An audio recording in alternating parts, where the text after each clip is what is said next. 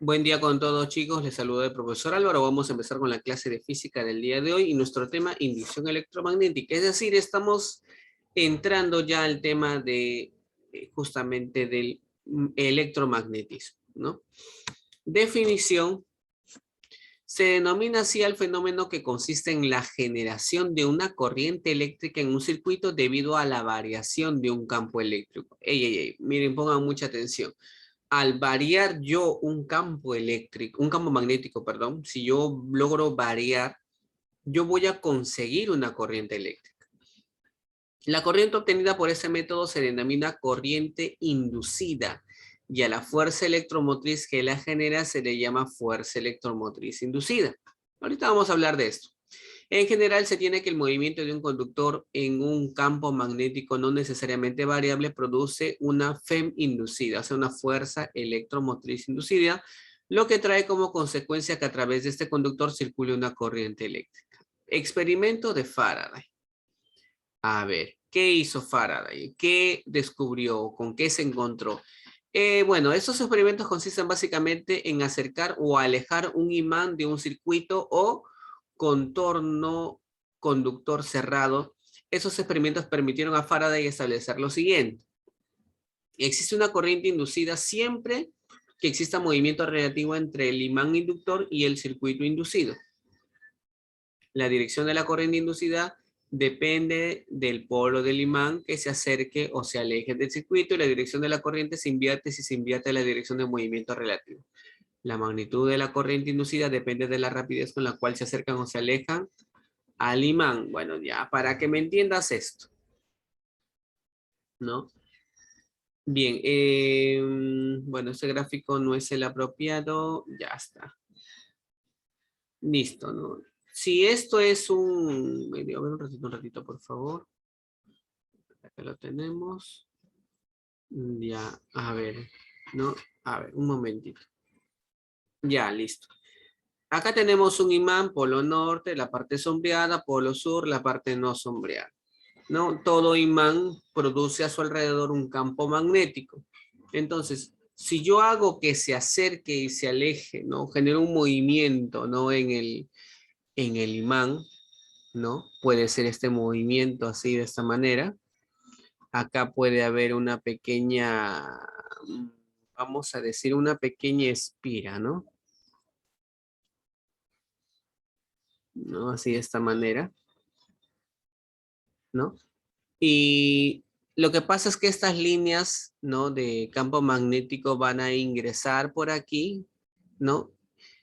Y si yo consigo hacer este movimiento, no voy a hacer que varíe la cantidad de líneas que atraviesan esa espira, ¿ya? Y eso va a producir justamente, ¿no? Según los experimentos de Faraday, va a producir una corriente eléctrica por ese medio conductor. Y si fluye una corriente eléctrica, pues es posible justamente, si es que ese medio conductor está conectado a un foquito, por ejemplo, no puede encenderse, ¿no? Bajo ciertas condiciones podría encenderse. Y bueno, para seguir estudiando este tema, vamos a ver lo que es el flujo magnético. Magnitud escalar, la cual permite o determina la cantidad de líneas de campo que pasan a través de su superficie. El flujo magnético a través de una superficie se obtiene mediante el producto del módulo de inducción magnética, el área de la superficie y el coseno del ángulo formado entre la dirección del campo y la normal. O sea, si la línea de inducción entra de esta manera, no así al plano, ¿no? De área S, entonces debo agregar justamente, o sea, este símbolo es el flujo. El flujo es justamente B por S, que es el área, y multiplicado por el coseno. Ya, no te olvides. Donde B representa la inducción magnética. Notemos que el flujo magnético puede ser positivo o negativo, dependiendo del signo justamente de este ángulo. Muy bien, chicos. Por ejemplo, miren acá, miren, en una guitarra eléctrica, ¿qué es lo que sucede? O sea, ¿cuál es la ciencia que explica justamente el sonido en una guitarra eléctrica? Dicen, una guitarra eléctrica, una cuerda vibratoria, o sea, las cuerdas de la guitarra, inducen una fuerza electromotriz en una bobina fonocaptora. O sea, es una bobina, mejor dicho, Es un sensor, mejor dicho, ¿no? De sonido prácticamente, ¿no? Los círculos debajo de las cuerdas, ¿no? De las cuerdas metálicas de esa guitarra eléctrica detectan las notas que se tocan y envían esa información a través de un amplificador y a las bocinas. Un interruptor sobre la guitarra permite que el músico seleccione cuál juego de 6 se usa, ¿no? ¿Cómo siente un captor de guitarra qué música se está tocando? Bueno, ahí justamente hay unos circulitos ahí, ¿no? Que justamente son los responsables de captar justamente, ¿no? Esas vibraciones que se producen en las cuerdas, ¿no? Voltaje inducido en un conductor rectilíneo.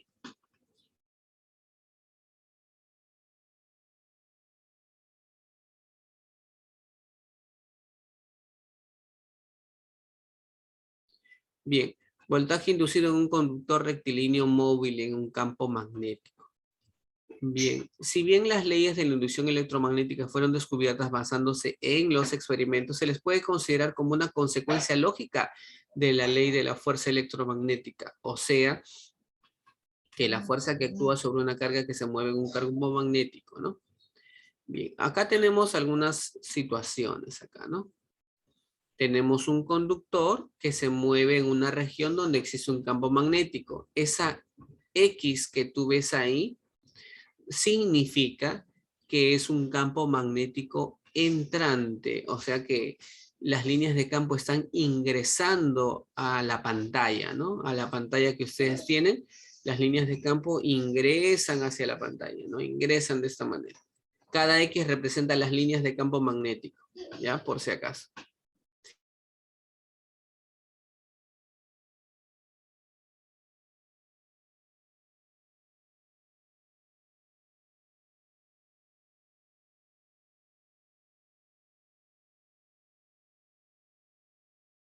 Bien, entonces, ¿cómo se determina justamente esa diferencia de potencial ahí, ¿no? Que se produce en el campo eléctrico perdón, en el conductor eléctrico de terminales A y B. El potencial eléctrico es BLV. B representa la inducción electromagnética, L la longitud del conductor, ¿no? No te olvides de eso. Muy bien, chicos. Vamos a ver las unidades, por favor. Un momentito. Ya está.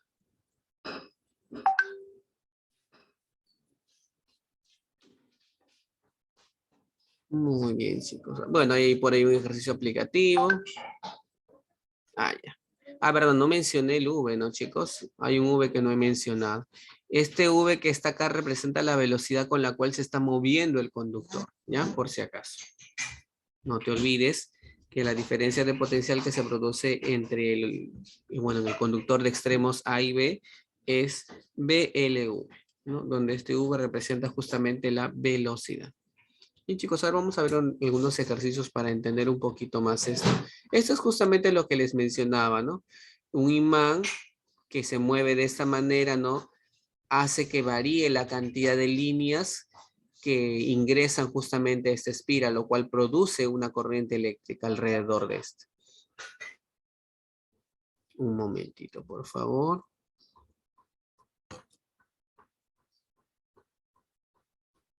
Bien, pregunta número 1.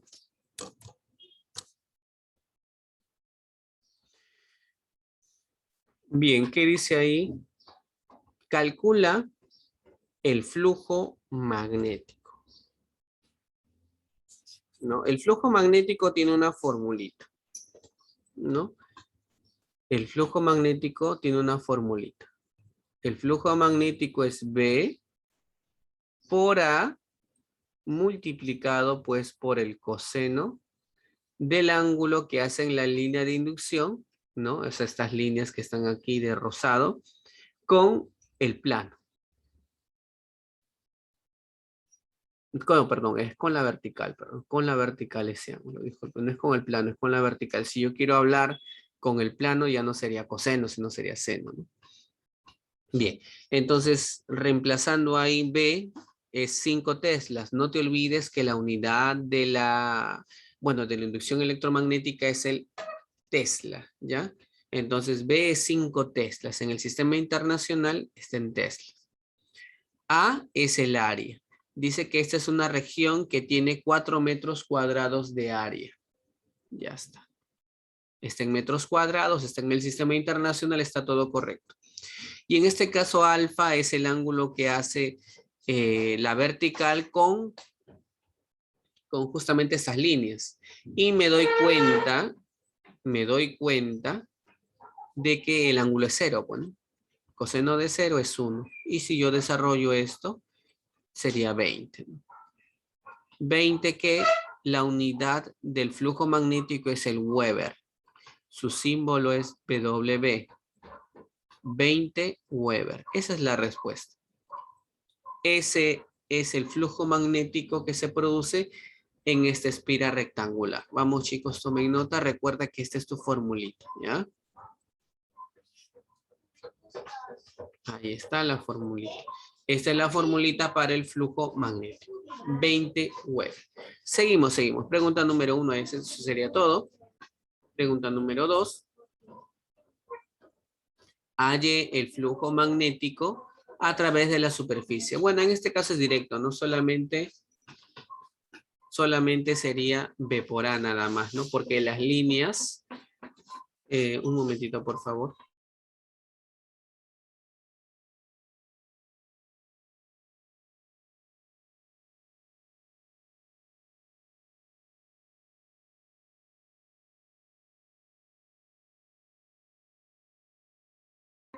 Bien, seguimos. Entonces, el flujo magnético es B por A, nada más, B por A. ¿No? Porque cada vez que las líneas ingresen de manera perpendicular al plano es simplemente B por A, nada más. O sea, 6 por 10, 60. 60 Weber, nada más. Es todo, chicos, ¿ah? Me olvido del coseno de alfa. Ya, bien, seguimos.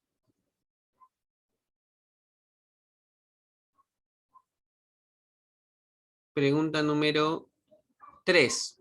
Determine el flujo magnético a través del rectángulo ubicado en el plano XY. B es igual a 8K teslas. Bueno, acá no ha salido bien el símbolo, ¿no? Acá el símbolo debería ser de esta manera, así sobre el K, para indicar que ese K es un vector unitario. Y la dirección de K, recuerda, no sé si se acuerdan, chicos, que existen los vectores unitarios en la dirección del I y J, ¿no? Si se acordaran, en la dirección de I, bueno, en la dirección del eje X, perdón, está el vector unitario I, ¿no? En la dirección de Y está el vector unitario J. Se le pone un gorrito así de esta manera para indicar que es unitario. Y en la dirección de Z está el vector unitario K. Entonces, como a mí me dicen 8KT, o sea, es 8 teslas, pero ese K positivo me indica que es hacia arriba. Es decir, las líneas, ¿no? En este caso, las líneas de inducción magnética, ¿sí? Serían de esta manera. ¿Sí? De esta manera. Bueno, voy a dibujar algunas nomás, bueno. La idea es solamente dibujar algunas, de esta manera. Bueno, y obviamente esas líneas forman un ángulo de 90 grados con el plano que está aquí, ¿no? Entonces, rápidamente, esta es una figura rectangular, aparentemente, aunque no está muy claro el ejercicio, pero bueno, vamos a considerar que es rectangular. Profe, bueno, acá me están diciendo que es 4, 2, aquí obviamente es 90, bueno, vamos a asumir que este es 90 y que este es 90. El área simplemente es un rectángulo, es 4 por 2, ¿no?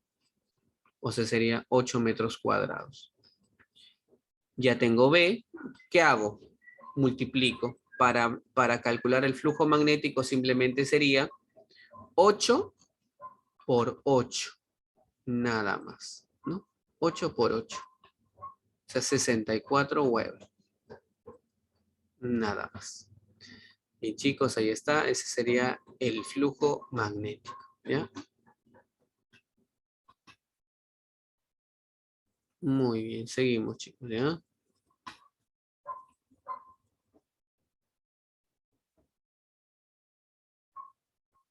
dice lo siguiente, calcula el flujo magnético a través de la superficie del triángulo ubicado en el plano XZ. Bueno, si yo quiero hallar el flujo magnético, lo único que yo tengo que multiplicar es B por A, ¿no? Siempre y cuando pues las líneas sean perpendiculares justamente al plano, ¿no? Si es que las líneas ingresan de manera perpendicular es B por A. Bien, a ver, ¿cuál es la dirección de B? J. O sea que las líneas van hacia la derecha, ¿no? En este caso serían algo así. Uy, vamos a poner flechitas, ¿ya? Entonces, acá está el eje Y, ¿no? Entonces, si el eje Y está hacia allá, entonces las líneas de inducción son de esta manera, ¿no? Así.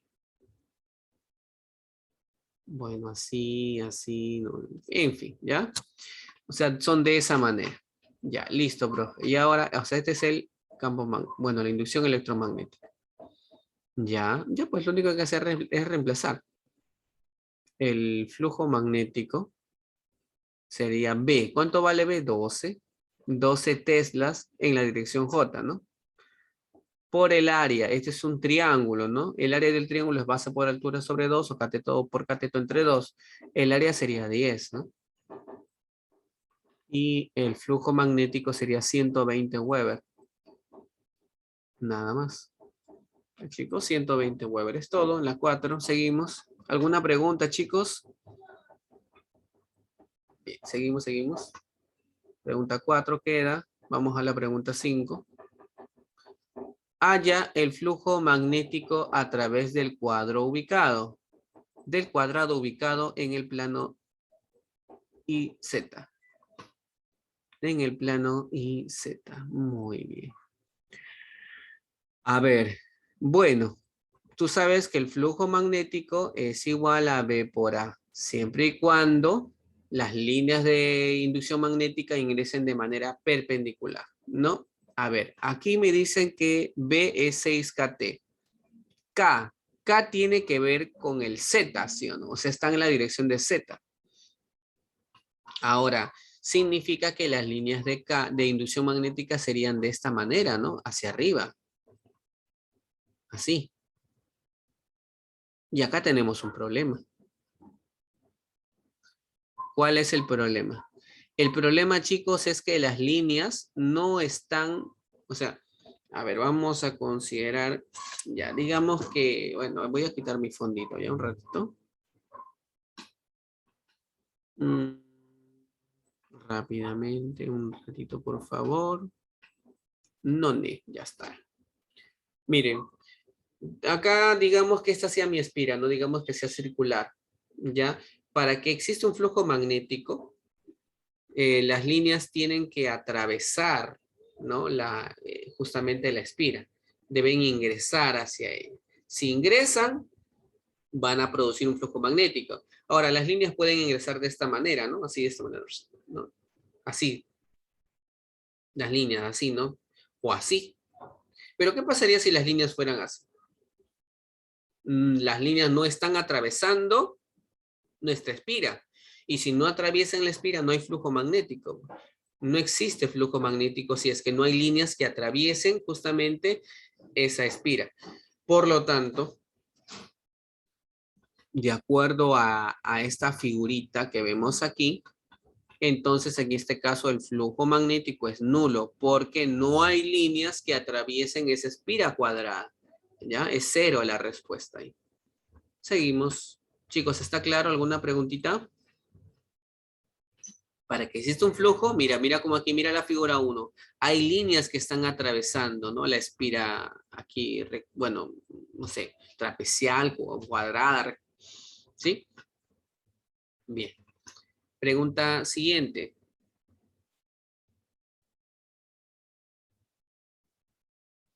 Determine el flujo magnético, dice.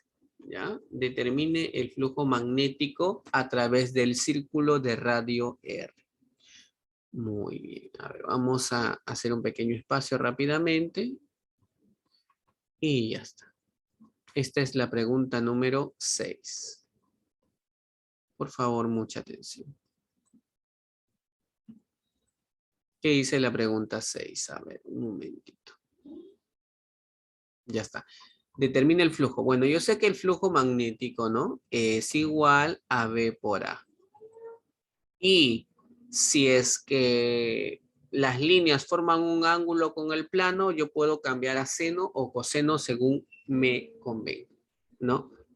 En este caso, como el ángulo es el ángulo formado por el plano y las líneas de inducción, bueno, si quieres cambiarlo a seno, bueno, no hay ningún problema. Seno de 37 grados. Así de esta manera. Entonces, ¿cuánto vale B? Es 5 teslas. El área, ahí ese es un círculo de radio 2. Allá, pues, si el círculo es de radio 2, el área del círculo, o pi por radio al cuadrado, ¿no? Pi por 2 al cuadrado. Y todo multiplicado por el seno de 37 grados. 3 quintos, ¿verdad? Creo que todo quinto de secundaria, pues, sabe perfectamente eso.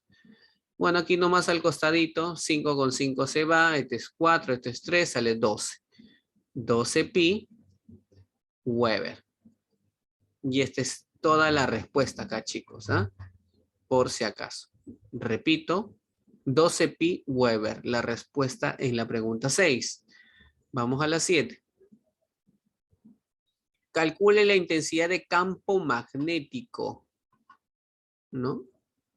Calcule la intensidad de campo magnético.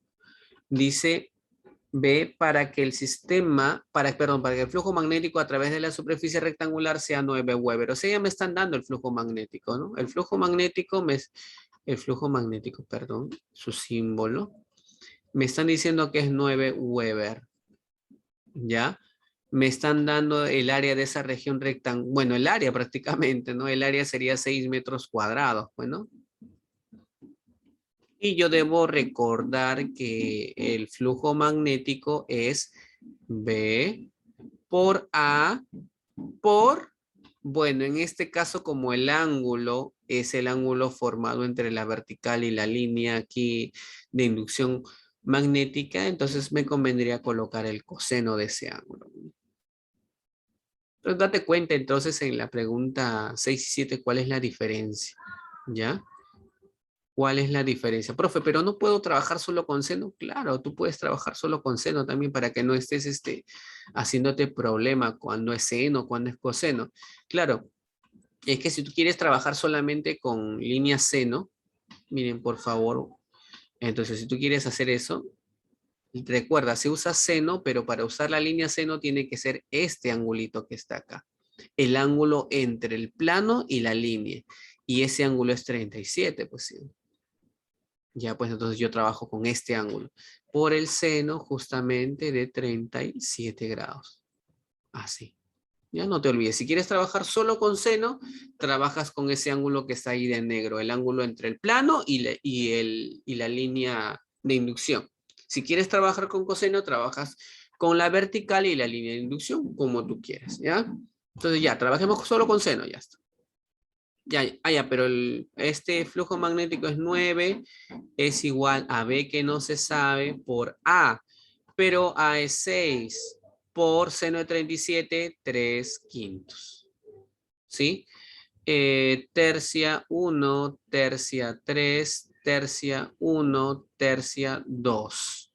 Este 5 se va para allá, este 2 baja y de aquí sale pues que el flujo magnético sería perdón, sí.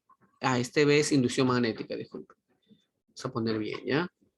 De aquí quedo con que la inducción magnética valdría 2,5 teslas. Esa sería la respuesta ahí en la pregunta número 6. 2,5 teslas. Bien. Calcula el flujo magnético a través de la superficie cuadrada del lado 2. Puedes darte cuenta, ¿no? Aquí en este ejercicio, un ratito vamos a borrarlo de acá para que no confunda. Puedes darte cuenta que las líneas de inducción magnética no están atravesando la espira rectangular, están yendo paralela a ella. Por ende, yo concluyo de que el flujo magnético en ese ejercicio, ¿ya? Aquí el flujo magnético tendría que ser 0. No hay. Recuerda que para que exista flujo magnético deben las líneas atravesar, ¿no? Atravesar en este caso a la espira cuadrada, ¿no? Deben atravesar. Si van paralela a ella, ¿no? Entonces no están atravesando a la espira, ¿no? Entonces, por ende, no hay flujo magnético. Muy bien, chicos, con esa preguntita vamos a dar por terminada la clase el día de hoy. No se olviden de algo, por favor.